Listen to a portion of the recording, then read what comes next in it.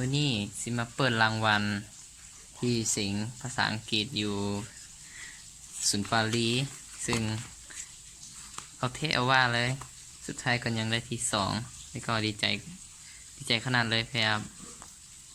บกิ้งได้ว่าสามารถเนี่ยได้รางวัลที่2สิมาเปิดว่าทางไหนมียังไม่แต่ว่า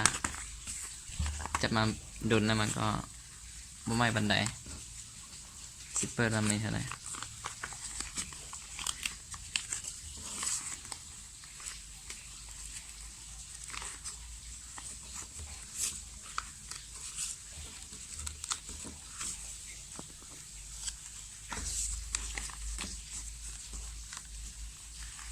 ยุบ่ให้เบิ่ง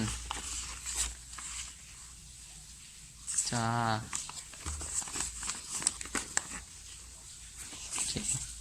อุ้ยได้หลายสุดคนเลยได้2 ล้านฮ่าพ่อแม่100,000 กับ 10,000นะโอเคครั้งที่2ก็ดีใจนะที่ว่าได้นินเป็นเนี่ยเดี๋ยวย้อนมีพวกครูอาจารย์อะไรสอนจึงสามารถได้ในนี้ก็ขอบใจหลายทุกๆคนนี่